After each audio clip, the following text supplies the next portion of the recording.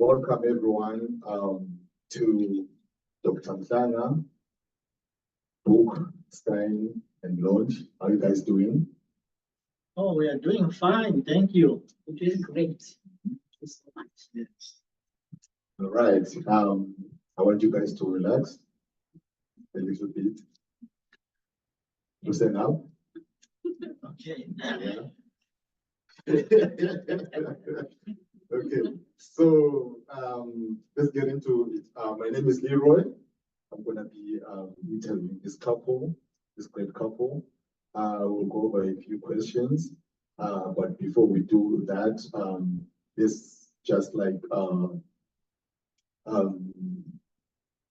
over the whole process of you guys, you know, writing a book, especially you, Dr. Mhlanga. Tell us more about the two books which you're going to talk about today. Yes, the two books. Thank you so much, Mr. Nyati. Thank you so much. These books, they were written with a sense of gratitude and understanding that I did not come, from a very nice background, but I came out from a background where I was not really privileged to have school. But the moment I actually started school, I started to learn how to relate with people and also to put my thoughts in writing. So actually, I can say when I started when I had gone to school in my secondary school. I actually became a journalist in a school.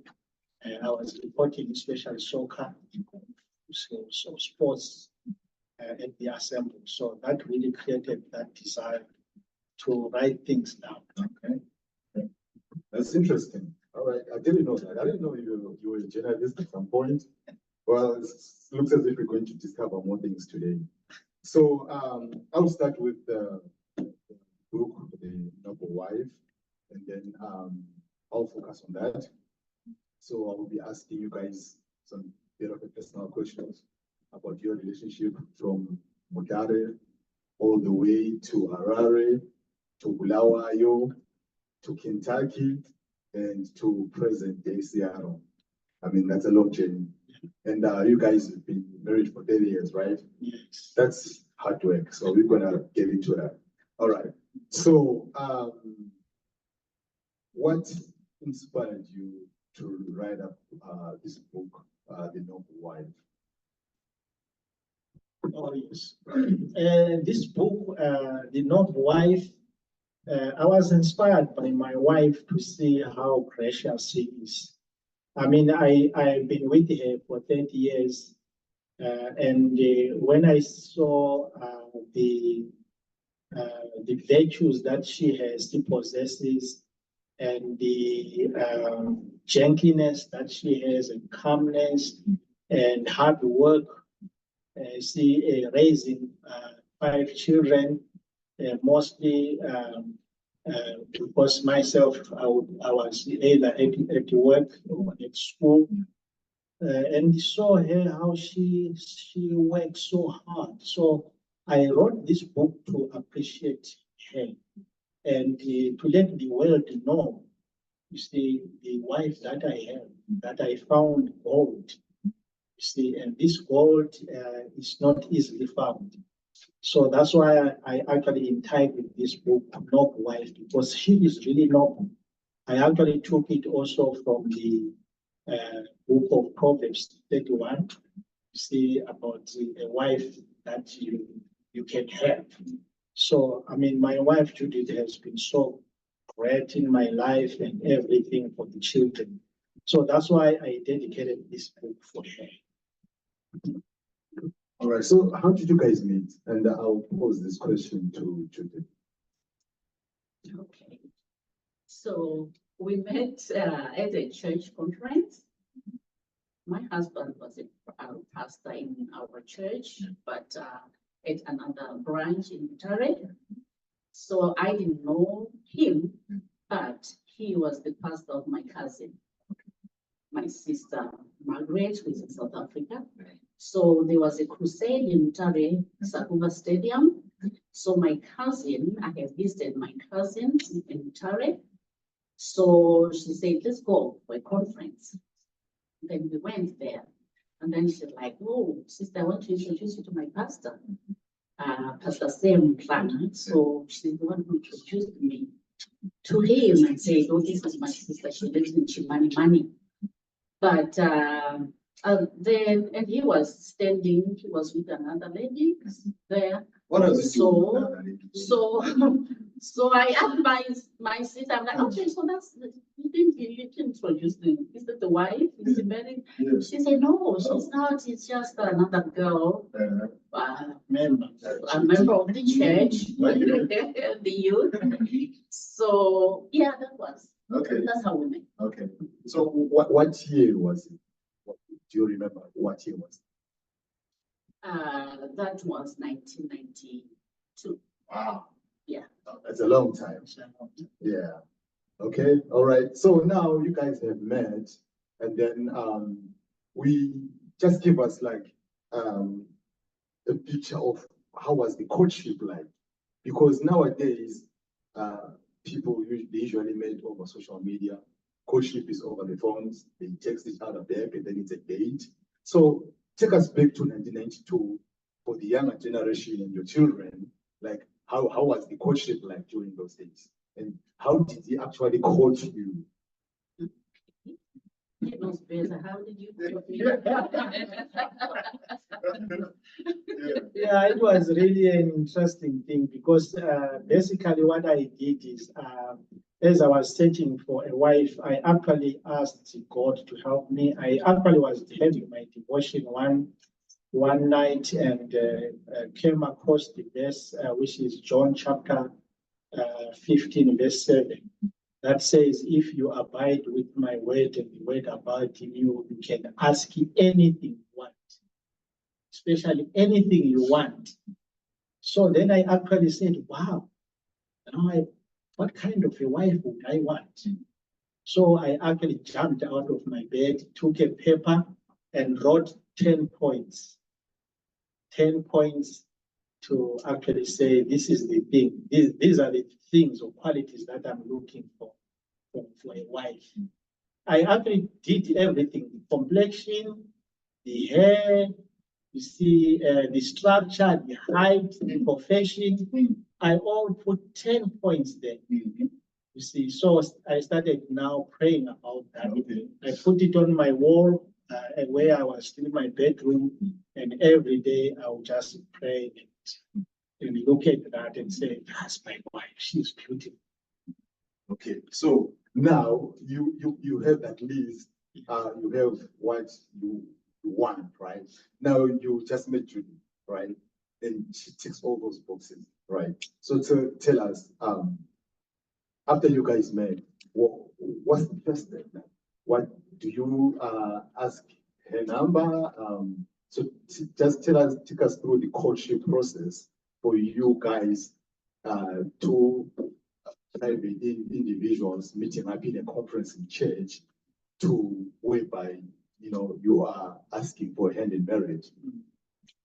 Yes, so what happened is after prayer, and then there were so many things or many people coming on my way, but I would just say, because I knew what was on the wall and what I wanted, so I would say pass. But when she came in, I said, wow, this one actually seems to be the one. I went to check on my list. Oh, she was like qualifying everything. You see, so what I did is I actually started to write her. You see, those days there were some letters. There were no social media. So I actually wrote her letter. You see, she was actually a very committed Christian. Okay. So you guys wrote letters? We are letters. And we became Back and forth. Back and forth. And see, she was very committed. And one day I told her, I said, Judy. What before you go there? What was in the letters? What kind of stuff you was writing about the letter? Okay. Maybe before we go that to the letters. Yes. How myself I really Yeah. recognize that he was the one. Yeah. Because myself I was also praying. Yes. But my prayer was like me when I was praying for a husband, I was just praying, focusing on myself. I was like, Lord, make me a good partner to whoever is going to meet me. Okay. I want to be a good wife. Yeah. I want to have a good character. And how old were you about that? I started. Prayer started coming in. I started when I was 18. Wow. Yes. Okay. Yeah. So then when we met again at another conference, a youth conference. Yes. That's where I really recognized that he was the one, because I went to serve him, because the youth will do tents. I went to serve him some. Yeah. It was our district serving pastors. Yeah. So I just happened to went and serve him. And then afterwards we met again at the market. They were selling some bananas, and we met again, and then he was like, "Oh, hi, Judy." And my heart just went bam. Wow. I'm like, okay, Yeah. this has never happened. This is a confirmation that this is the This is the guy. this is the guy. Wow, that's crazy. You know, I wanted you guys to talk about that, because we don't know how it was like. You know, so the thing of the letter writing back and forth, that's very interesting. So how long did it take you to go from the period of writing letters to him actually proposing marriage? Yeah, what actually happened is when you see, when we were communicating, she became a very close friend. A close friend, and I asked one day, I said, Judith, may you please remember me in your prayers to have a good wife? May you please pray for me for a good wife? And then she said, oh yeah, I will. Not knowing that she was already saying, me and he. But you know, see, because in our culture, a lady should take time to say yes. So we prayed together, and she communicated.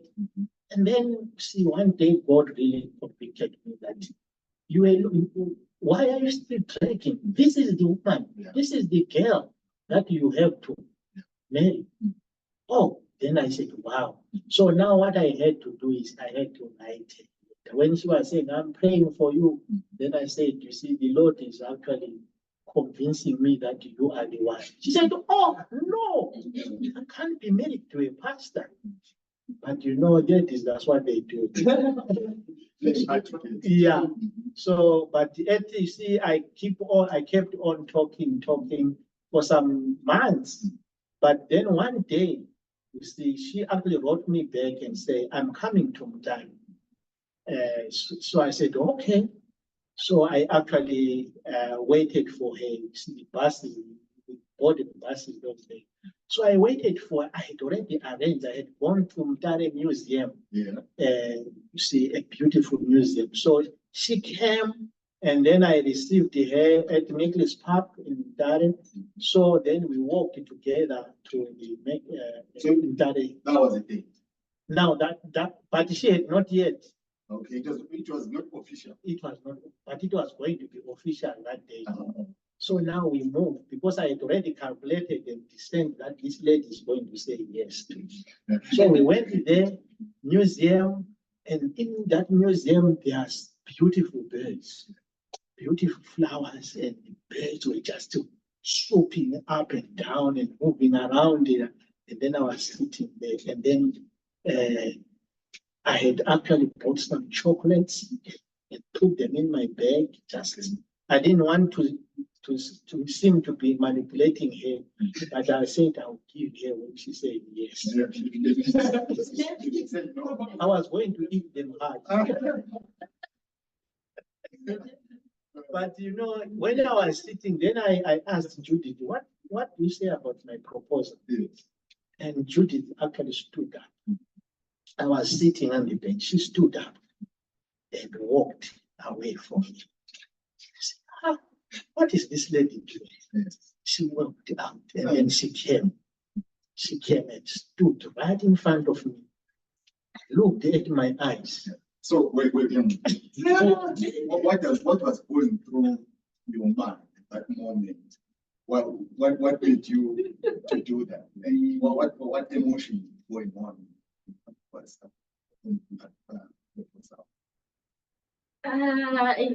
For me, honestly, I think it's just a way of relieving stress. Okay.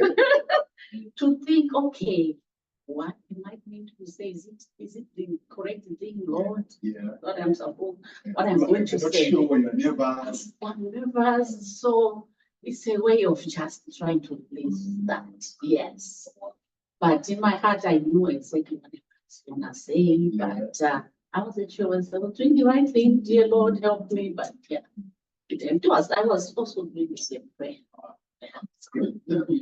Yeah, so when she came and stood in front of me, cast her eyes right on my eyes, and my heart was pumping heavy. What is she going to say? This beautiful lady? Is she going to accept my proposal? Yeah. And as I was just waiting there, a bird came and flew again. I said, oh no. Then she stood and said, Sam,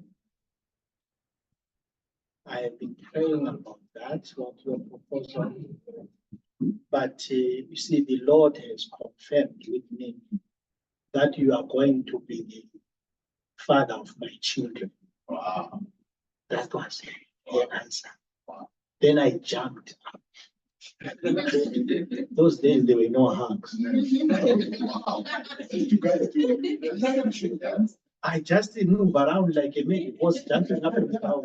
And then came to her and shook her and said, oh, but did I hurt you? You did. Oh.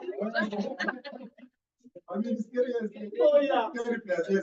So I'm sure. Yeah. Yes, yeah. I actually hugged her, but we were not allowed those days, you know. So it was like, but I hugged her. I just so overwhelmed, I couldn't even believe that I could get such a beautiful girl like that. Wow. Okay, it's a great story. I mean, I love hearing that story. So, and also, you know, we learned something as how like you guys used to do things back then and how people do things right now. So now, as Africans, right?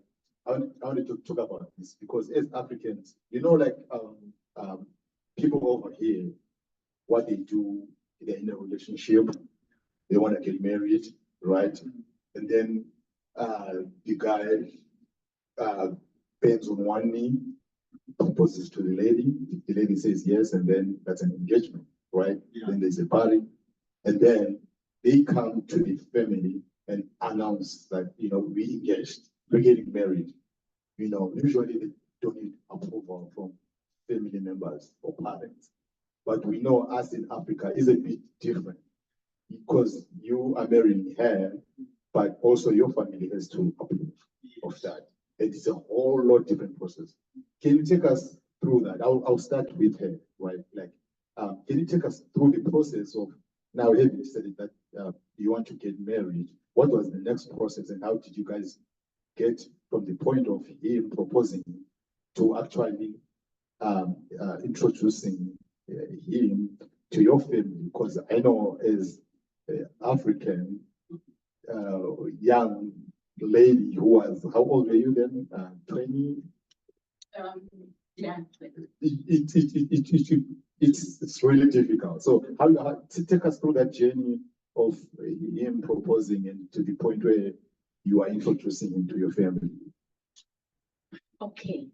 So for me, it was really a hard mountain to climb. Yes, because where I come from, my dad wanted me to do like a college education before anything else. Exactly. Which means Yes. what did the father want? Yes, by that time I had not yet. I just completed my high school and I was doing temporary teaching, applying into colleges. And then my dad was very strict, to the point that one time myself, I wasn't getting out of the house because he was so strict, especially when I was 16 years old. So I became like, oh, let me just sit at home. I'm not going anywhere.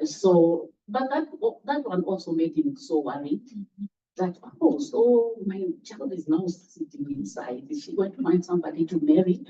But, okay, long story short, to cut it, I had to contact my aunt, Okay. the sister of my dad. Okay. And this aunt is we all go to this aunt because she was a teacher, well respected. So that's what I approached and I told her that I have a boyfriend. I want to introduce to my family. And then she's the one who took it over to my dad. My dad was like, oh no. She has to do school first.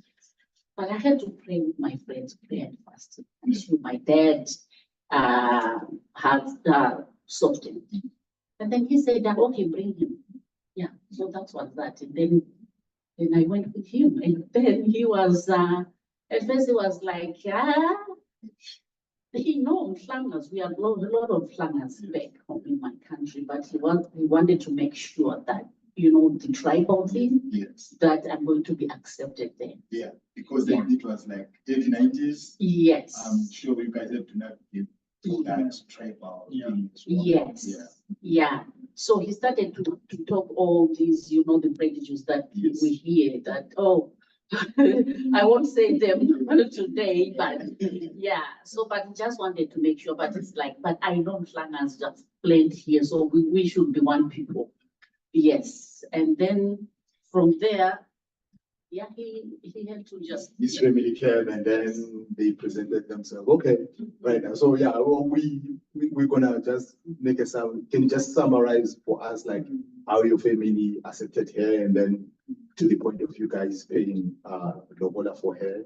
And those who doesn't know what lobola is when the groom's family go and to the bride's family and present dowry in form of cattle, which happens back home. So it's just take us through that process and that's it. Oh, thank you so much. Yeah. So after, you see, I actually wanted to also, because I was having church members in my youth, I wanted everything to be very organized and logical. So after that, after she received me as a boyfriend, then I planned quickly to have engagement. So we actually got engaged with my youth. My youth were like, I was a youth then, and also my youth were so part of the whole thing. We organized it, enjoyed it, and then after that, after the engagement, after engaged, I gave her a ring. And then now the next step, because I wanted now to get married. So I also, now the father called me to come, presented myself, and he asked actually those questions.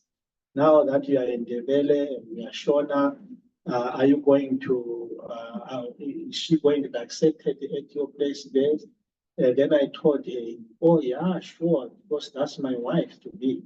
So, and then all that was ironed out. And then he said, but I want my daughter to go to school. I didn't want her to get married now. I said, I'm going to send her to college. Then he said, are you really sure? I said, yes. He said, okay, if the case, then let's make a contract.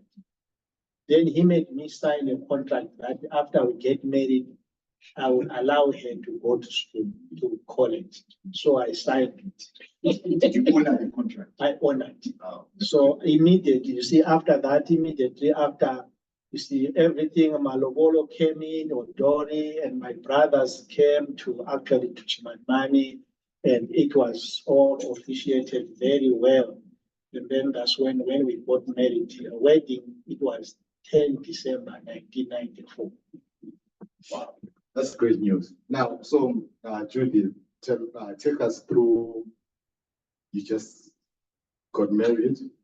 You had a career ahead of you. How did you balance that? And it was, I mean, as a Makoti in African families, a lot is expected from you. So how did you balance that just after marriage? And how was life like in Mutare before the kids? I'll start with that one. Life before we really enjoyed 3 years before we had children. Wow. Okay. Yes. And to balance, it happens that the family, the Mhlangas, are in Bluewell, and he was in that way, he was working. So I didn't have to deal with the cooking for the extended family because I had to stay with my husband, and as a pastor's wife, I need to be there with the husband. So that was a big advantage for me. So balancing was not difficult because all I could do was just go to school. He would put me on his motorbike. He had a very nice motorbike. And I would put a helmet myself. People knew me that, oh, that's with the husband, got dropped by the husband. It was so good. Life was good that time, I'm telling you. So, and we could go wherever we want every time. So, yeah, so that was it. So that sounds great. So, and then take me through the birth of a blessing now when the kids start arriving. How does that change for you from being you just get married, you guys are in your honeymoon phase, and then now there is kids? How was the transition? And how did you manage to balance that through being a wife and also now being a mother and an inexperienced mother on top of that? Okay, yeah, this is where the hardship began because we got kind of separated in terms of where we were living because after I completed my teaching, I was deployed in rural areas. And he remained in the city, but that time he had decided also to go back to school, Africa University. So myself, when I gave birth, and then I had to move to the rural areas with my firstborn child, with a lady who was helping me, that I found. So, and the child will get sick, and I'm by myself there in the rural areas. It was not easy, and there were no cell phones. So I really struggled a lot to go to find transport to go to the hospitals. Blessing God, very sick one time when I was in the rural areas, but I got help from other teachers and sent him to the hospital. Yeah. Okay. So can you also just in a nutshell take us through that period where you just got married and here's the kid and now you guys have to separate? Yes. So those were some of the most painful episodes in our lives. But I honored the father because immediately after we got married, the following year, actually we married in December 1994, and then the following year, she got a place to college, teachers college. So because she got a place, then I said, for me, let me also go to school to be with my wife. When she's old, then I'm over there. So that's where I went to Africa University, as she said. But then we'll be meeting, especially at the end of the month, or in 2 weeks, she will come back to town to get her salaries and so on. So, but it was very painful. I was like, I'm alone. But I understood very well that it was our own decision that she was. So we were trying now to get together so that she can come back to Mutare. But as a new teacher, it was very impossible. So we had decided to go to Bulawayo. After I finished at African University, I was given a place to teach in Bulawayo. So I was about to go together to take my family to go and stay in Bulawayo as a teacher and herself as a teacher. But the church where I was asked me to be a lecturer, to go to a college to be a lecturer there. So instead of going to Bulawayo, then we moved to college where Rusito. And then I initiated Rusito is in Chimanimani, down there. So the good part of it, the headmaster, and now I was also church employee. So we managed to negotiate with the headmaster to bring my wife at the mission. So she actually was transferred in the mission. So we're now living in the mission, herself teaching high school, and I was teaching college students. Wow, So that was really incredible. okay. And then at that point, how many children did you have? Okay, so I had my second child, daughter, while I was still at the other rural area, but I had taken maternal leave. When I took my maternal leave, I went to town, gave birth to my daughter, Shalom. And then cyclone happened. That was year 2000. Cyclone happened when I was in the city. And then the bridges to go there, I could not go back there. That's when, so Shalom never went back there, because then after that cyclone, I tried to find place. That's when I transferred to go to the missions. So I had Shalom now at the mission school. Then I had Prosper. I went to Bulawayo to deliver him at Pelandaba Hospital. Yes. So he's a Bulawayo guy. Yes. And yeah. So at Rusito Mission, I had 3 children. Yes. The other guy was born in Harare. We were in Harare, Emmanuel. Yes. So, like, I know in your journey, now he is going overseas. So we're going to focus more on you because this book is about you, right? So how does it feel like to be separated from him during that period whereby he's in United Kingdom and you are back with the kids? What kind of challenges did you face and how did you go about it? And what emotions did you go through? What was life like in Harare when he was overseas? Okay, so when we went to United Kingdom, I really knew in my heart that United Kingdom is not our place to stay there. Yeah. Yeah. So even if he wanted and he tried, but I was saying myself, no, I don't feel like we have to be in United Kingdom. Yes. Because my thing was, I had heard of a family that a husband went to United Kingdom and never came back, and the wife was denied of a visa to follow, and that was the end of the marriage. So me, I was like, oh no, that's not gonna happen to me. Please come back. So he came back from United.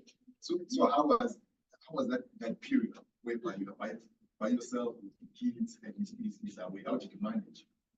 Oh, thank God, back home we have family and friends helping, and so I had this girl that was helping me a lot.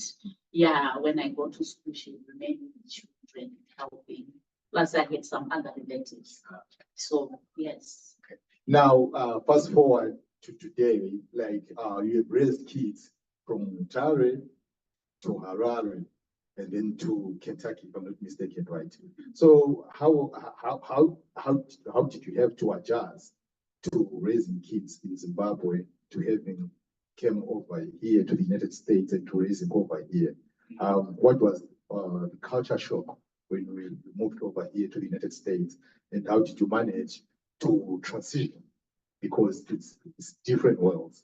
How did you cope? How did you manage that? Okay, so when we came to the United States, he came first. Again, he came first in January, and I'm remaining.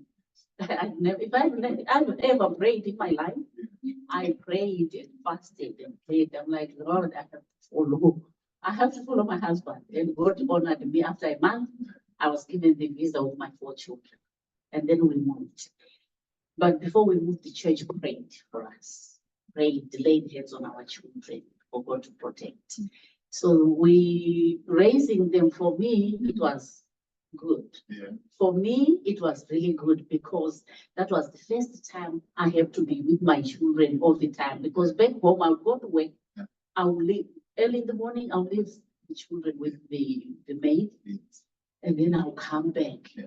And so it was an opportunity because I could not work. I was on F2 visa. So God had blessed us. We had all the resources and the money for me to be home. Yeah. So I was home with my children, prepare for them, pray for them, accompany them to the bus stop. I remember my children would hold hands together and people were like, oh, how do you train your children when they are going to the bus stop? They are holding hands. Yeah. Yes. So for me, it was such a blessing to be with my children all the time. I would help them with the homework, no stress of thinking, oh, what is my child doing, or who is with my child, what's happening to my child. But I was with my own children. So, and we go to church together. The church that we were in is very, very good. So my children would not even want to put a Bible on the floor. Wow. Because of what they were taught in the Sunday school in Grand Rapids. They were like, no, you're dishonoring God. And they were so religious in a way. Yes. All right. Now, did you spank your kids? Because I know back home can spank kids, but when you came over here, they're getting naughty. Did you spank them? Yes, I did. And the good thing is, even when we're in the grocery, I also still speak them in my own language. But hey, it's not which means I will spank you, and other people not be hearing. Yeah. Okay. Yes. Yeah.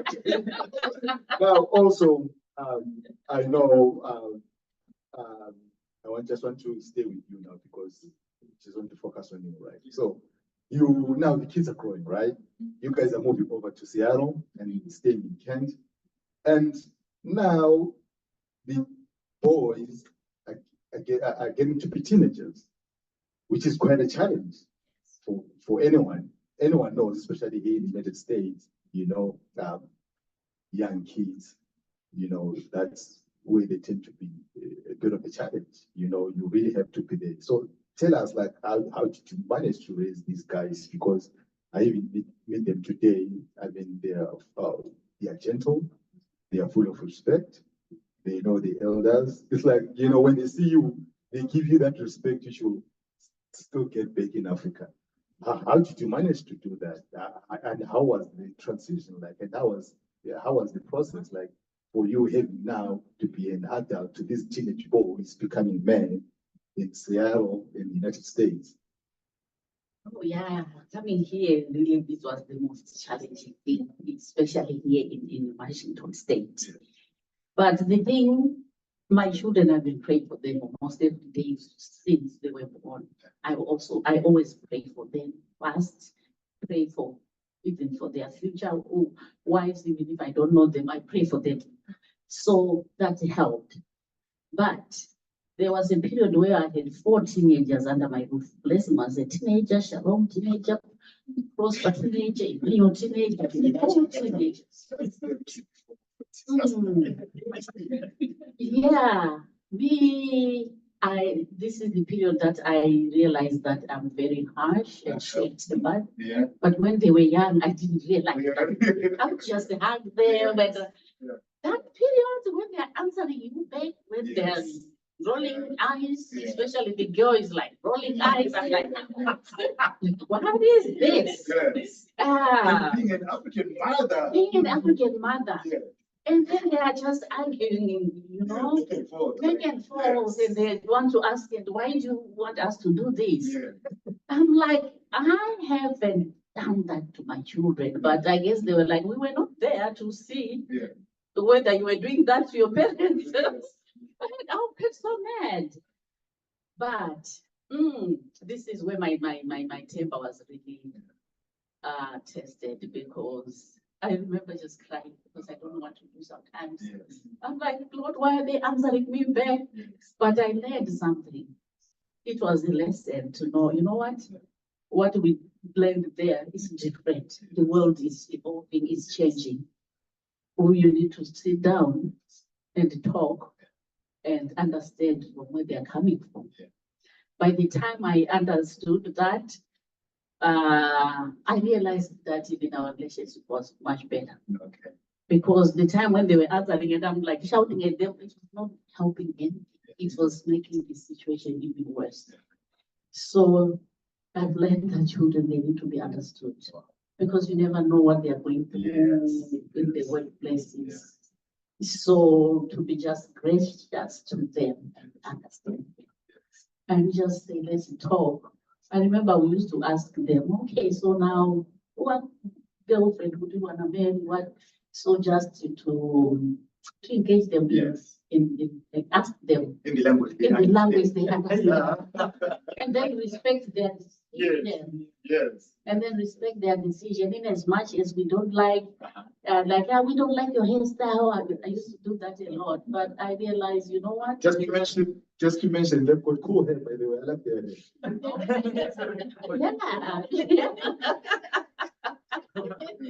Yeah, now that they are adults now, they have the right to choose what they want. Yeah. Yes, and I do respect and I love all of my children. They are awesome. Yes. That's beautiful. I mean, to hear that story from a young girl in Mutare who got married, became a mother, and you raised 5 beautiful children. I just want to say that's great. That's a really great story. Now, before I turn over to Shalom, I'm just going to speak mostly to that guy about his other book. Just in those right as we wrap up, as we prepare to wrap up, right? I just wanted to ask you again regarding now we as Africans, we live in patriarchal homes. Like, the male is supposed to be this dominant figure, who doesn't show emotion, always keep everything in his chest and everything, like sometimes it gets you by surprise. So how did you, how was your marriage like, and how has your marriage been going back from the times if you guys just getting married in Mutare to you guys moving to Harare? And him having to go overseas, coming back, and then going to USA, and then you coming over here. And how was the process like? And then also, I know back home, men can like have this control over the family, but it's not like this over here, And over here also, the lifestyle is different. Sometimes you guys, both of you have to work. Back home, usually the mom stays at home, take care of the kids, but here it's different. But maybe sometimes both of you have to work. So how did you balance that also in your life, having to cater not only for the kids, but to him as well? Because to be honest, I know from my own experience that I'm still a baby too when my wife is around. I wanted to do everything while I just chill. So how did you handle that from Mutare to Harare to Kentucky to Seattle? Okay, so marriage is something that you keep on working. Yeah, there's no perfect. I think we all know that. No perfect marriage. We go through ups and downs. But what I've realized, like, especially coming here, we get to know each other more because back home, for sure, the husbands are expected maybe to be just in the office there, then come, maybe take a newspaper and But coming here, I always say here, I belong here, honestly, because I really like the culture here, how the men get involved. I didn't realize that my husband is a good cook until I came here. Yes. When he had to do it, he can cook very well. He's such a great helper. So coming here made him to just do that. So which is very good. So, but to balance me, I know it's just my passion to do the housework. though he can do it, but it's my passion. I like doing it. I always tell him, oh, I wish I was planning to you have a lot of money so that I can just sit home and cook for you guys and sweep. That's what I like doing. So it was not a problem to me. I was able to balance that. But the one thing that I taught my children to be helpers. I remember very well when you were in kindergarten, I used to have all these pictures, Blessing making some cookies, doing this. But there is a period of time where they just decide, no, we can't. But I know very well when by themselves, they do that. Now, when I went to Shalom's house, his spotless clean. I'm like, really? She packs all her stuff, it's all decorated, so like it's a comfort to know that whatever I was teaching them, though I might not see it, but it was thinking. Yeah. So yeah. That's beautiful. And then in closing, what kind of advice do you have for maybe for young women and also for young men as well who aspire for marriage, like you guys? You guys here have been married for over 30 years, right? So what kind of advice will you give to a woman in a modern America where we know that the society is a bit different? People or young kids these days some of them never see the value in a traditional marriage and having like a family or something like that. People are more busy chasing careers and money than maybe looking at that. But what kind of advice would you give to us as young people? Hey, my advice is really based on biblical grounds that it's a good thing to be married if you have the gift of marriage, because it's a gift. And it's God who instituted that first in the Garden of Eden that I mentioned, not by himself. So it's a very good thing, but it's something that you have to work on. And not every marriage is the same. There's no formula. The only formula that is maybe common to everybody is to just pray for your marriage. But otherwise, everything else, it's different. Do not compare. That's what I've learned. You can't compare what is happening there or how they are showing their love to each other, and you say, I want to apply that, because you just never know what is happening. I always like to give a story of this couple. They would always drive, and the husband would always get out and open the door for the lady to come out. And this other neighbor is watching. I'm like, why do you see the neighbor? See, the husband is always opening the door. And then they're like, okay, let me just go ahead and your husband loves you so much, always opening the door. What's the secret? They're like, oh no, the door doesn't work. You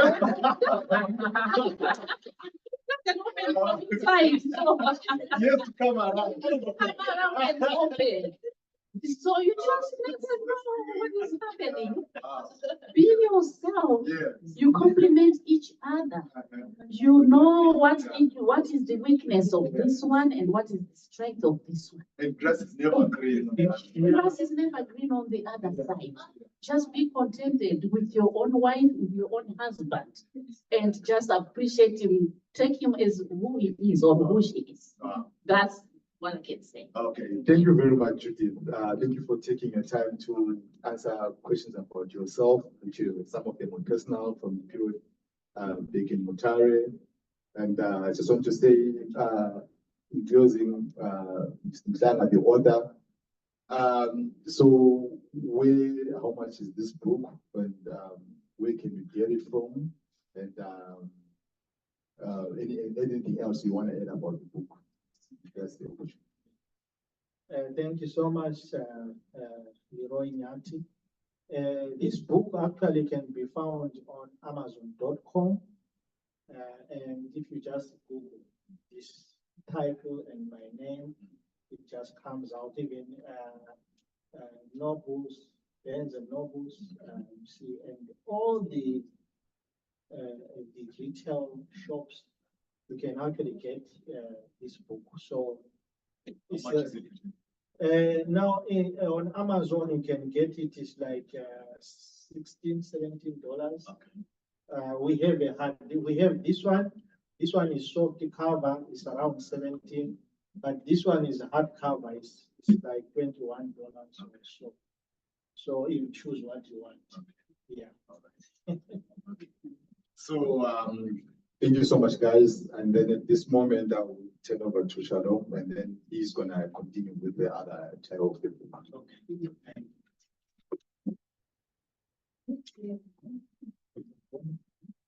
Oh, it's for the water, right? You want it? I don't know, interesting. All right. Hello. Hello. It was really great listening into, the first half, hearing about the first book, The Noble Wife. Make sure you guys are able to get it on all platforms you can receive your books. Next, we're going to be talking about the next book. Can I have a hard copy first? So this is the next book. This is Clinical and Spiritual Soul Care Philosophy. And we're going to just talk a little bit about this. I'm going to ask you a few questions. And yeah, let's get started. So before I get started, I feel like we all know my dad as the pastor, but there's another side. He, has a strong clinical and healthcare background. And it's been really, honestly, cool to see how that kind of intersects. So I'm excited to hear about this, and I'm about to hear your work and how you combine what you're passionate about with God's word. So let's get started. Can you please tell us what this book is about? Okay, thank you so much, my daughter. Shalom. I love you. Yes, actually, this book is mainly not about my life, but it is a professional thing. So I actually decided to make a professional book. What especially my profession is that I have actually gone through. And if you look at it inside, it actually says clinical and spiritual soul care philosophy.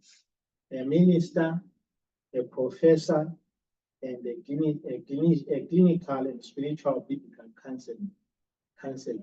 So in other words, my passion is not only on the word of God. That's the first one for sure. That's where I was called. But I have got another side of the story about my profession. I actually became I remember becoming a counselor at high school when there was a conflict of students. They will call me and I will actually help. So this book is actually mainly talking about that, and I've actually equipped myself both theologically, but also clinically. I'm also passionate about the clinics, patients, people who are suffering, and I actually went for training for that. I actually trained as a spiritual and clinical professional, and also someone who actually can help people for their spirituality. At the clinic or in the hospital, people, they have got problems, spiritual problems, or they need some other understanding. Sometimes we can say this, especially in our context, we say these are demons. Especially in the side of spirituality, like in the church, we say these are demonic powers. But in the clinic, in the hospital, in clinical sphere, is a psychiatric, is depression, is some disorders like schizophrenia, bipolar disorders, and so on. So people are suffering through that. So my work is actually to intervene in that aspect. I work with doctors, the nurses, especially the doctors, when they fail the physical, because they are physicians, but they also now discern that, no, this thing is beyond physical. Then that's when they refer to us. That's where they refer some of these patients to me. And then that's when I actually deal with it in psychological ways and in spiritual ways, how to connect with them. So this is the reason why I actually said it's a clinical and spiritual soul care philosophy. So you can actually understand, if you want to understand about that, both spiritual and also psychiatric or psychologically, this book is for that. Okay, thank you for explaining that. One question I want to kind of head into and dive deeper into is with our culture, I know, and I know a lot of people, a lot of just Africans in general, when it comes to dealing with depression and mental health and things like that, that is often shunned in the house. You don't really speak about that, or just turn to God, that's it. How have you been able to discover that you can have a mental health issue and that's a serious issue? And how have you been able to acknowledge that and like change your mind frame and the olden ways, and are able to take you as a pastor and your knowledge of the Bible and things like that and helping people in that form of mental health? Thank you so much. This is a very important question, Shalom, because you see, even myself as a pastor, I mean, I've been a pastor for more than 30 years now. But that sphere of psychological mental health, I never understood it. I always was taking it as demonic. But that's where I went for training for clinical and spiritual care. Then that's when I discovered that no, this is not demonic. People are suffering, you see, with some depressions and with some, you see, different kind of diseases that really, because of stress or frustration or emotional distress, people really have that problem. So then when I went for training, I also went, I did also a PhD on clinical psychology, that really you get to understand, you see, the problems of the people, even up to now, the current, and also how to deal with them. So instead of blushing everything in the corner and say demonic, saying this, I am actually now able to sit down with a patient and talk with him or her. And by the way, we don't have a solution ourselves as a clinical practitioners. The whole answer comes from the patient, because the patient can actually make his or her way how to get out of it, because most of it happens because of drug addiction or trauma that has really overwhelmed somebody. So sit down with them, and we have some skills that we deal with them, and we go them through the process. It can be 2, 3, 4 sessions to do that. So I actually do that in the hospital. I work in the hospital, but also I have also my practice on that I just created now that people can access. It's called Gasela International Counseling and Leadership Center. I can book it is there, so where people can just fill up the forms, and then we have some offices, and also we can do it online from children 12 years and above and all the adults. So this has really created also my heart to understand the human beings holistically. So it is so important, and I'm glad that I actually ventured into clinical. I did not only dwell on spiritual only, because most of and I recommend the pastors to really get into that area, because that is the area that has not been explored, and we just bash people there and say they are just like this. So yeah, so that is what I did. Thank you. That was a great answer. And for me, I relate to that a lot too, because I mean, with my background, I first was in the medical field realm, did pre-med, discovered public health where, it's a lot of like what you're talking about, looking at the holisticness of someone and not just, face value, and understanding that there's so many different things that affect someone.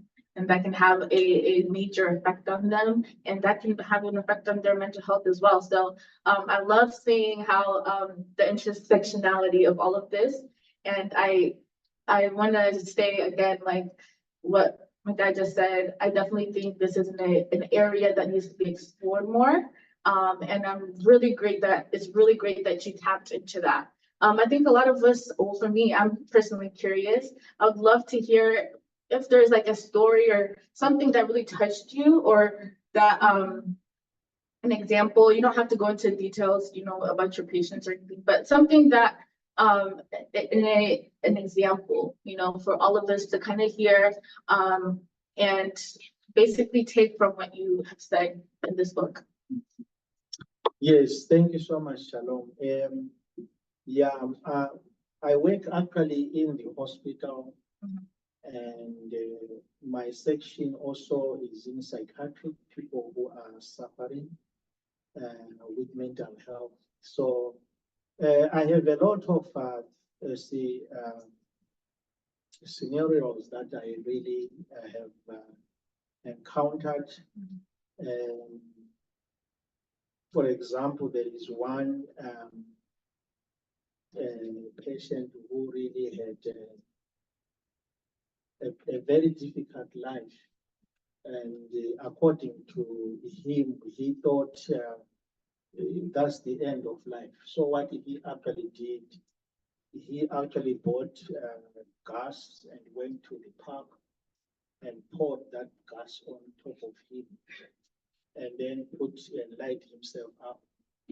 So he burned himself, 100%. And then I went with the father. The father was there waiting and thinking that he's going to recover. But the brain, he had brain damage.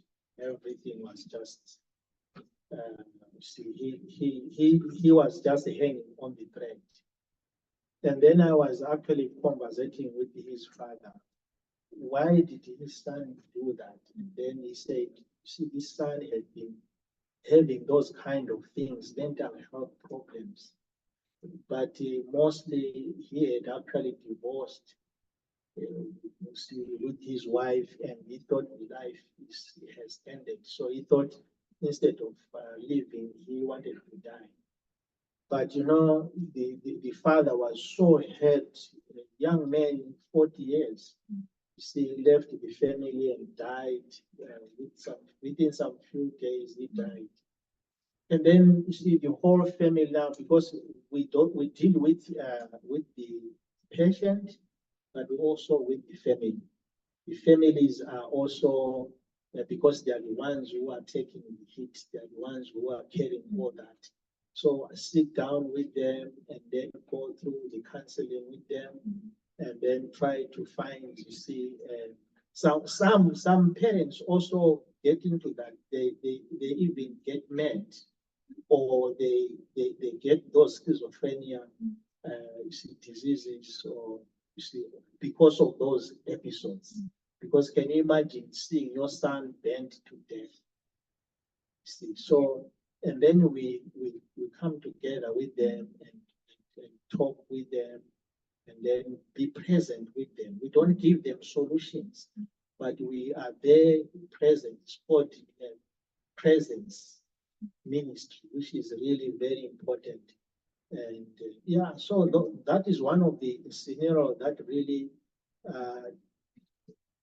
baffled me, to see that children, people can just go through those kind of experiences because of something that has happened. And we try to make sure that they are counseled and they are given tools to deal with those things, because it's not easy. But that's what we do. Okay. Thank you for that. And I definitely think that it's important to share experiences like that and stories like that because it's happening a lot more too now, especially in the times that we're in. So it's really good to have professionals like yourself, that are able to speak to families and patients like that. So I just wanted to quickly touch again on some for the book. If people are reading it, what's one thing they can take away from it that you would want to have everyone else take away from reading it? Yes, thank you so much, Shalom. Yes, actually, the book really gives a very fundamental understanding of what people go through. So there are some stories here or some scenarios or scenes that people can learn. Because what I do is I've also written down the encounter with people who have got different issues in life. So they can actually read and understand. Some they can even relate to the things. Although I don't mention names of people, but the gist of the whole thing, how you can actually avoid. And then if you are also having such kind of thinking or you are facing those kind of challenges, how you can deal with them. So this book actually is an answer to mental health. You see, those people who want to understand what it is. That's why if you look at the picture, it's biblical. That's my own biblical understanding. You can actually do it biblically, and I actually believe that the Bible is the final authority for human beings. But you see, there is also medication. I mean, we live in that sphere. We have Bible, but also God has given us medicine to actually help other people with medication. Although the most important thing also I give here is that mental health cannot be treated by medicine.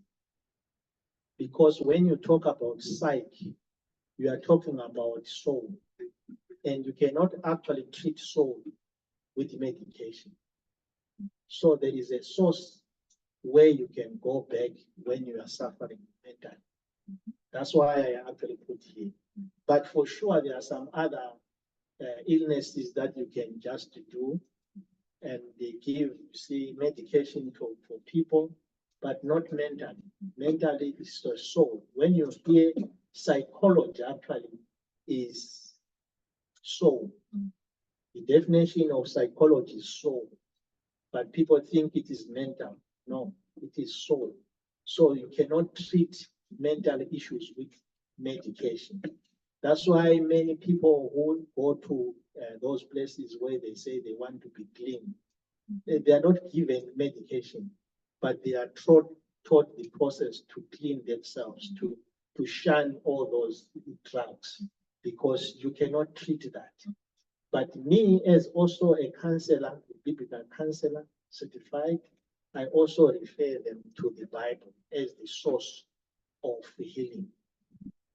Yeah, actually, my next book that I'm writing is going to be next year is God of Medicine, where I bring medicine in the field with doctors, but also I say, all these people who are having medication, where does it come from? The trees, the roots, what God has given us. So that's it. All right, thank you so much. I was gonna ask the next question. What's next for you? But we can look forward to that next year, another book coming. I guess just to end off, I know we did it for the other book, but again, can they find this book similar places where? Yes, similar place. You see, if you just click, if you want to be short, you can actually say Dr. Sabelo Sam Gasela-Mhlanga books, and it's Amazon.com popularly. You can get it at Barnes and Nobles. You can get it at Instagram, Portion. I mean, you can get anywhere in all these retail bookshops. You can actually order, and then you can get them. So it's very, very easy. So I will actually implore to you to buy this book. This is very important, even for your children, you see, as they grow up, and also this one, as we said, for the noble wife, my wife, Judy. All right, thank you so much, you guys, both of you guys. Thank you so much for writing these amazing, wonderful books. Again, you guys can get them on Amazon, anywhere. Just type in Dr. Gasela-Mhlanga books. You will see all of the books populate. Again, thank you so much. Any last words either one of you would like to say? Oh, I just want to say I'm so much amazed by this husband of mine who is an author. I really didn't know that he's an author, and the time frame that he wrote this book, it was such amazing. It was a gift for me for this year for Valentine's. He surprised me with this book. And I'm so grateful that I married him. And there's the first part for me here where he was describing how I said yes, and it was like I'm reading a movie. Yeah. He was explaining everything. I didn't know that he can be so expressive. So yeah, so I'm so grateful, and I'm so thankful to you, everybody who is viewing. Thank you for your support. Yes, thank you so much. Yes, so far I've written 10 books. So when you write my name, it populates those books different, and I write on 3 areas.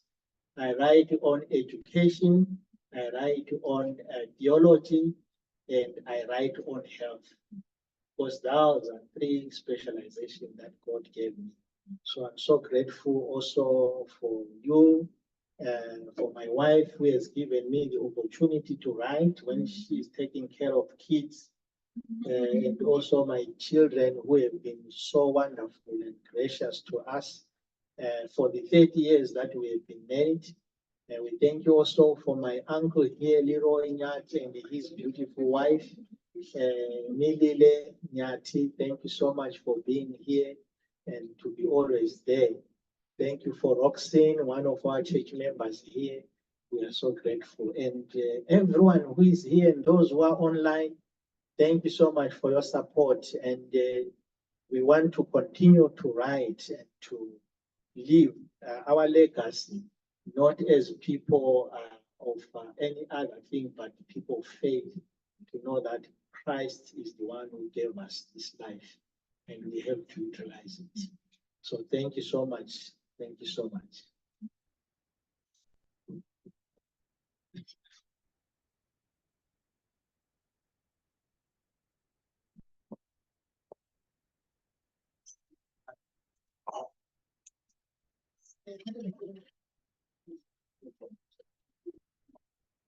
Right now we're gonna do a book signing.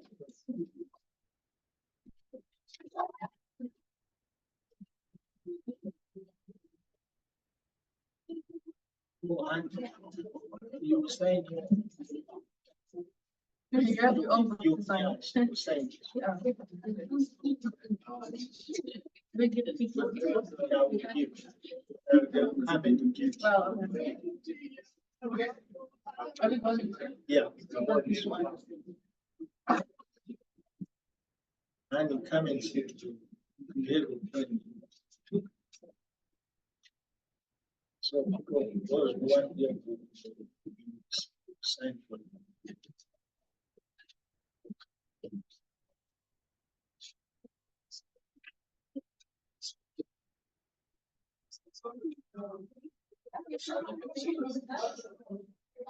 Oh, you don't have snacks? Yeah, no, it's not.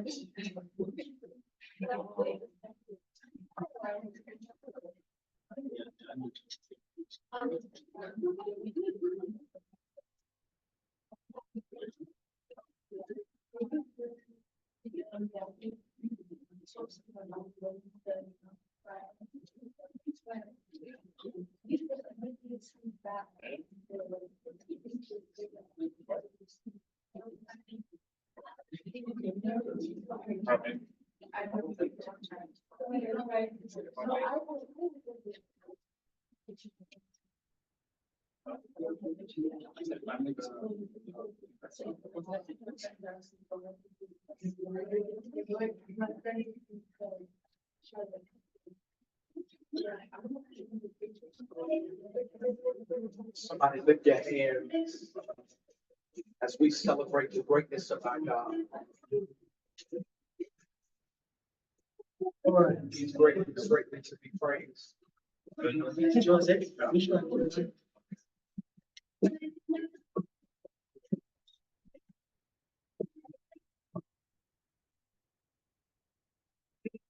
Worship song that says this: our God is awesome. He can move mountains. Keep me in the valley.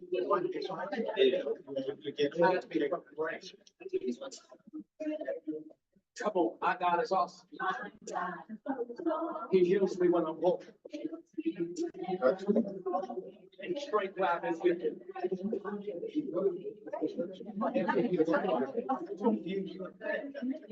I'll say my God is awesome.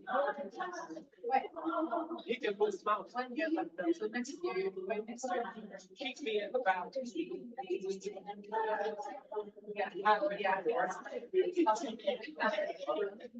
My God is awesome.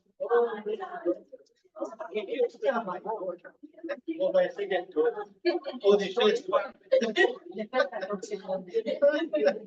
Forever he'll reign. Couple of you believe it, lift your voice and say. Couple of you know it, don't say.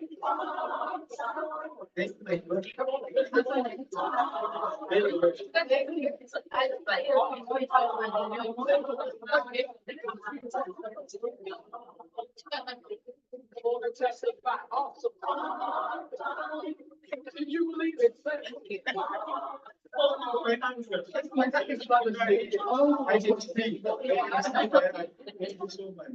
Think about it. Say the whole world is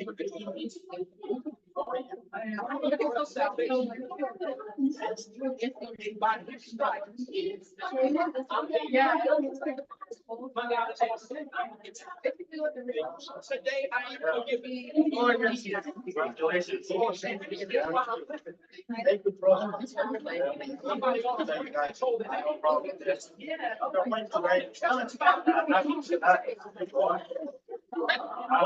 told it.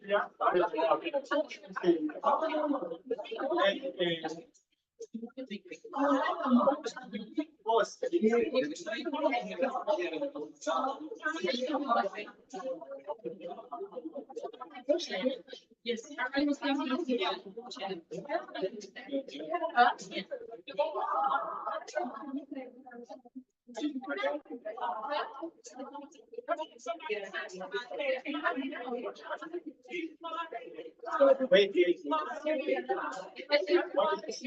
Are you sure you want to stop recording to the cloud? He just wants to ask if you want to stop recording to the cloud. Oh, yeah.